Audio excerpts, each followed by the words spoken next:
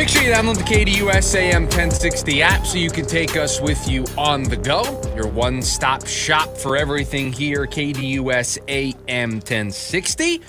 So in your phone's app store, just search KDUS AM 1060 and download the app today. We are diving back into the NFLPA report cards, which released yesterday. And if you missed my initial raw gut reaction to those, I was pretty angry about it yesterday. We made it our social clip from the show yesterday, and it was I knew I was going to touch a nerve with that one. I knew people were going to enjoy that one because just a bad look for Michael Bidwell and the Arizona Cardinals to be 32 out of 32 teams.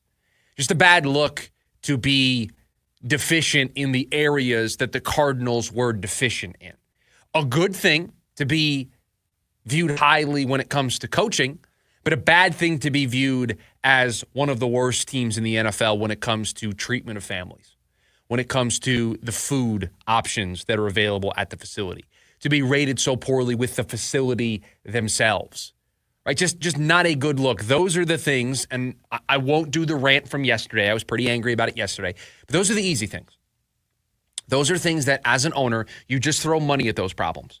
You are a wealthy businessman. You can just fix those problems with money.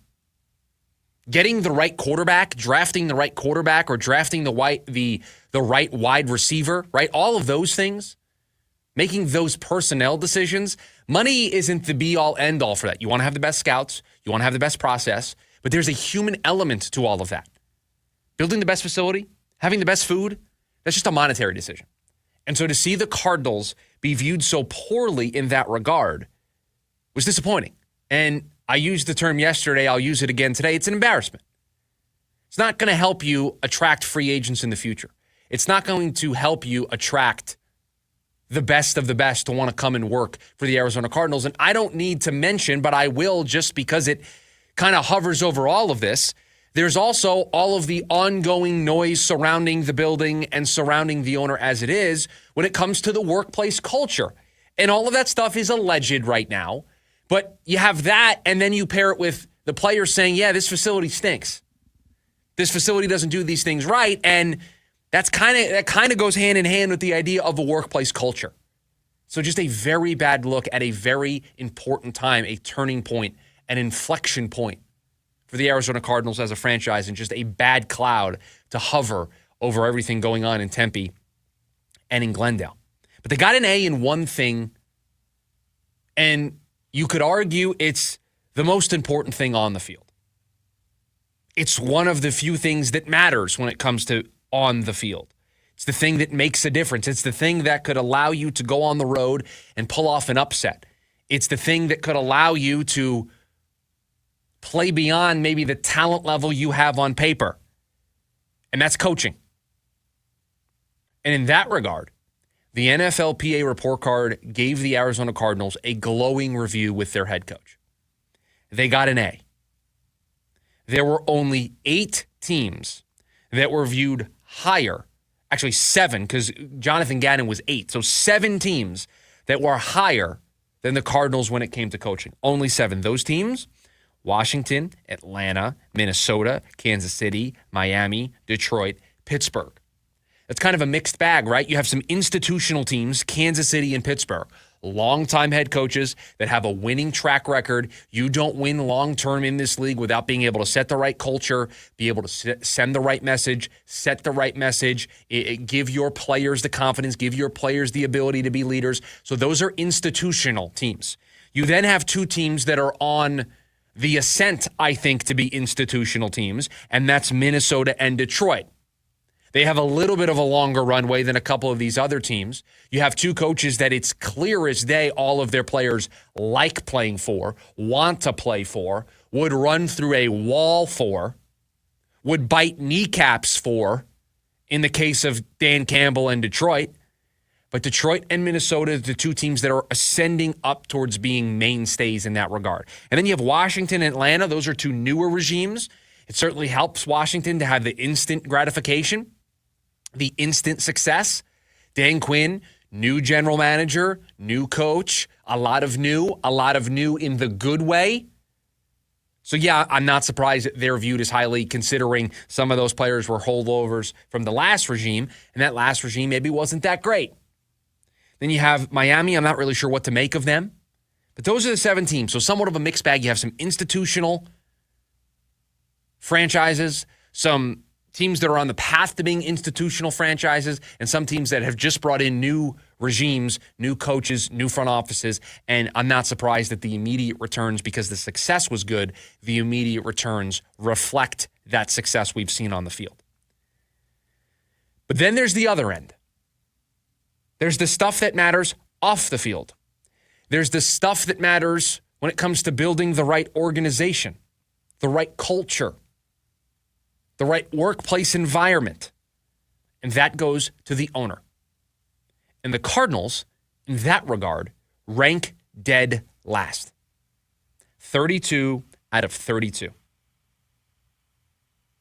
So can we actually say things are going in the right direction for the Cardinals? They got the coaching thing right. I think we all feel that. I think we all see that. I think it's emphasized when you see the report card from the players confirm it. What we see, what we feel, feels night and day to Cliff Kingsbury. Feels night and day to Steve Wilkes. Feels night and day from those two regimes. Feels like you have somebody at the controls that knows what they're doing, that feels comfortable sitting in that CEO chair, that feels comfortable overseeing a lot of departments, overseeing coaches, overseeing players, overseeing the game plan, making those adjustments throughout the game. That is a lot to put on one person's plate. Some can handle it, some can't. Jonathan Gannon can handle it. I think we're all in agreement there. So that's great. That's a fantastic thing to have in your corner. But you have to have the players. You have to be able to bring in the coaches. You have to be able to have the right business people. You have to be able to build out the correct front office. And all of those things trickle upward. And they trickle upward to one person's office, to one person's desk, to one person's decision-making ability. And that is Michael Bidwell. And the player said, and I'm going to maybe somewhat put words in their mouth, but by ranking Michael Bidwell where they did, they said, we don't believe in the decision-making process here. We don't believe that this owner is making the right decisions, that he's all in on winning, that he will do anything to build a winning franchise, a winning program here in Arizona. They're skeptical that he actually cares about winning. That's a bad place to be as an organization, because you can do everything right as a coach. You can do everything right as a front office. But if the person signing the checks, if the person who's making those business decisions, who's making those personnel decisions, if there's no belief and there's no faith in that person's decision-making process, are you going to be able to attract the best free agents?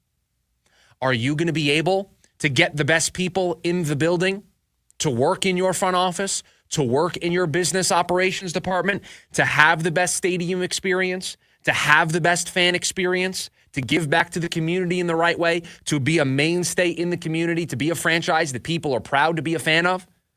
Are you able to do all of those things?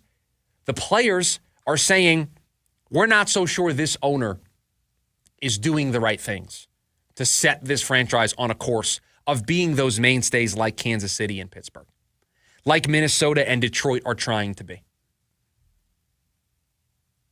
Everything stops with Michael Bidwell. Every decision, who the coach is, who the quarterback is, who the GM is, everything flows through him. And so if you're getting a D- in that regard, what is your ceiling as a franchise? Jonathan Gannon getting an A as your coach raises your floor, because you have the right guy at the wheel. He can get more out of a roster than most, right? But if you have a D- as an owner, if you have one of the worst owners in the league, at least according to this NFLPA report card, what's your ceiling as an organization? How far can you truly go? You might have a better floor, but how high of a ceiling do you have? And that's the thing that concerns me about this report card. Jonathan Gannon gives the Cardinals a higher floor. Michael Bidwell and the way he is reflected in this report card limits what the Cardinals' ceiling is. What am I saying with that? I'm saying that Michael Bidwell could be the reason this team never wins a championship. That this team never goes to a Super Bowl while Jonathan Gannon is in charge. Gannon raises the floor. Bidwell limits the ceiling. That is my big takeaway from this report card. So going in the right direction, only if there is an actual response to this report card, and this report card brings change. Does the new facility meet the standards? In the meantime, while these next 3 years, while that facility is being built before 2027 and it's done, what changes can the team make? What commitment will Michael Bidwell make to increase the treatment of families, to make that a better process? To change the food options, make a little investment there. Make some small upgrades to just show the players that you hear them, that you're willing to listen in the weight room. The team playing, those things. Do the little things that you can while you're working on this big thing, which is the training facility.